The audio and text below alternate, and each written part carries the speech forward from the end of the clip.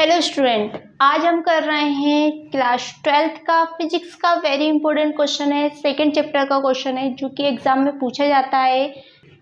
1D graph, 1D graph से related question इस type से आते हैं। 1D ग्राफ से रिलेटेड आपको या तो 1D ग्राफ की रचना पूछी जा सकती है, कार्यविधि और इसके उपयोग, ये तीन चीजें पूछते हैं आपके एग्जाम में।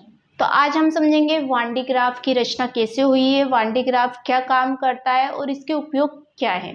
ठीक है, तो वीडियो को लास्ट तक जरूर देखना, ये बहुत इंपॉर्टेंट टॉपिक है आपके लिए और इसे एग्जाम में करना बहुत इजी है। थ्योरिकल क्वेश्चन है, यदि इसकी आप क्रियाविधि को अच्छे से समझ जाओगे तो आप आसानी से इस क्वेश्चन को लिख सकते हो। ठीक है, बस इसके लिए आपको डायग्राम बनाना याद होना चाहिए। तो करते हैं स्टार्ट हम इस टॉपिक को। 1D ग्राफ, इस टाइप का ये डायग्राम है। देखिए, सबसे पहले इसमें हम लिखेंगे रचना।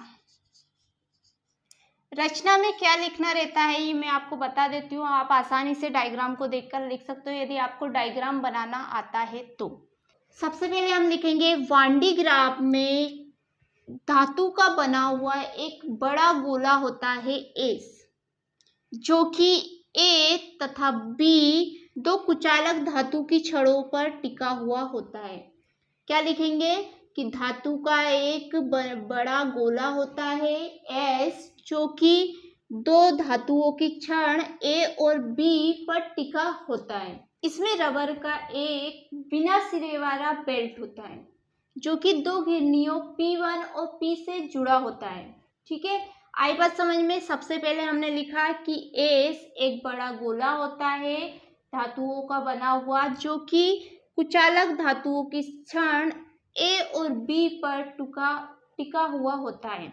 ठीक है, इसमें रबर का एक बिना सिरे वाला बेल्ट होता है जो कि P1 और P2 दो घिरनियों से जुड़ा होता है। क्लियर? तथा इसमें C1 तथा C2 दो कंघियां होती है।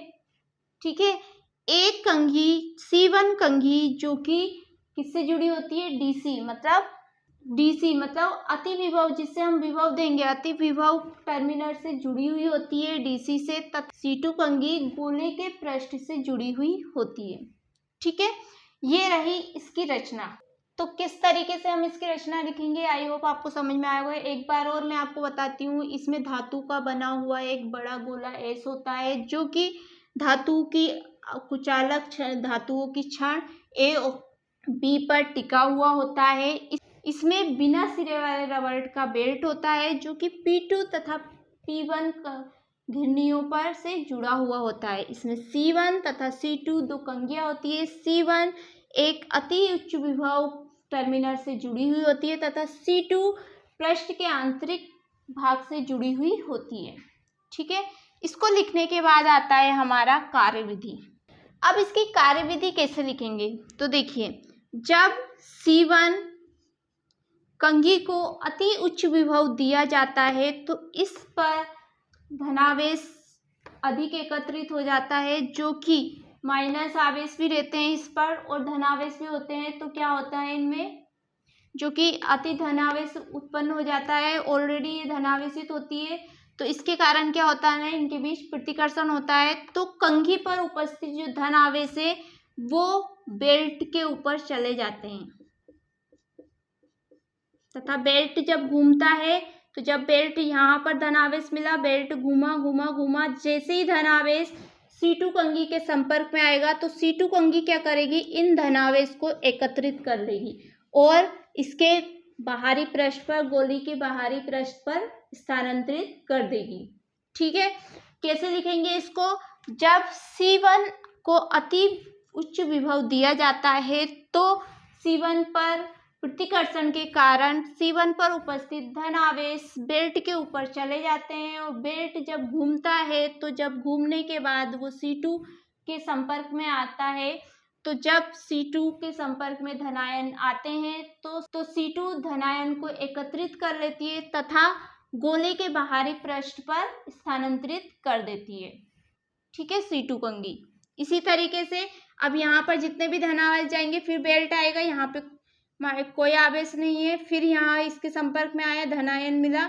इस तरीके से ऐसी क्रिया चलती जाती है और जो गोला ऐसे उस पर विद्युत विभव की मात्रा बढ़ती जाती है, इसलिए इसका उपयोग ज्यादा करके अति उच्च विभव को उत्पन्न करने में किया जाता है। ठीक है, तो आई बात समझ में। इसकी डेफिनेशन कैसे लिखना है आपको, कैसे लिखोगे, सबसे पहले लिखोगे जब C1 को अति उच्च विभव दिया जाता है तो C1 पर धनायनों के बीच प्रतिकर्षण होता है, जिससे कि धनायन बेल्ट के ऊपर चले जाते हैं तथा जब बेल्ट घूमता है तो धनायन C2 के संपर्क में आते हैं तो C2 धनायनों को एकत्रित कर लेती है और एकत्रित करके वो गोले के बाहरी पृष्ठ पर स्थानांतरित कर देती है। ठीक है, इसी तरीके से बेल्ट घूमता जाता है, पुनः बेल्ट C1 के संपर्क में आता है, फिर धनायन उसके ऊपर आ जाते हैं और फिर जब धनायन C2 के संपर्क में आते हैं तो C2 धनायनों को एकत्रित करके पृष्ठ के बाहरी पृष्ठ पर, गोले के बाहरी पृष्ठ पर स्थानांतरित कर देती है। इसी तरह से ये क्रिया चलती जाती है और गोले इस पर अति उच्च विभव उत्पन्न हो जाता है और गोले इस पर विभव की मात्रा बढ़ती जाती है। ठीक है, इसी तरह के से ये क्रिया विधि चलती रहती है। ठीक है, तो ये रही हमारी कार्य विधि। अब बात आती है इसके उपयोग के बारे में। तो सबसे पहला उपयोग तो मैंने आपको बता ही दिया है कि इसका उपयोग अति उच्च विभव को उत्पन्न करने में किया जाता है। क्या होगा इसका पहला उपयोग, इसका उपयोग वान डी ग्राफ जनित्र का उपयोग अति उच्च विभव उत्पन्न करने में किया जाता है। ठीक है, दूसरा उपयोग होगा इसका कि वान डी ग्राफ जनित्र का उपयोग धनावेश को अति उच्च वेग से त्वरित करने में भी किया जाता है, क्योंकि देखो जैसे ही धनावेश आए तो ये त्वरित हो रहे हैं और C2 के संपर्क में आ रहे हैं। ठीक है, तो इसका उपयोग किस लिए भी किया जाता है, धनायनों का अति उच्च वेग से त्वरित करने में। ठीक है, एक उपयोग ये भी होगा कि वान डी ग्राफ जनित्र का उपयोग आवेशों को त्वरित करके और भी अधिक ऊर्जा, उनकी ऊर्जा में वृद्धि करने में भी इसका उपयोग किया जाता है। आवेशित कणों को त्वरित करके ऊर्जा वृद्धि में इसका उपयोग किया जाता है। ठीक है, तो इसके 3 मैंने आपको उपयोग बताए, कार्यविधि बताई, रचना बताई। इस तरीके से आप सिर्फ डायग्राम देखकर ही सारा कुछ लिख सकते हो, वेरी इजी है। यदि फिर भी समझ में नहीं आया तो कमेंट करके जरूर बताइएगा, मैं इसके आपको डेफिनेशन, कार्यविधि, रचना और उपयोग बाकी सब आपको डिस्क्रिप्शन में मिल जाएगा, जहां से आप डाउनलोड भी कर सकते हो इसकी डेफिनेशन आसानी से। ठीक है, तो मिलती हूँ मैं आपसे नेक्स्ट वीडियो में नेक्स्ट टॉपिक के साथ। तब तक के लिए बाय, टेक केयर।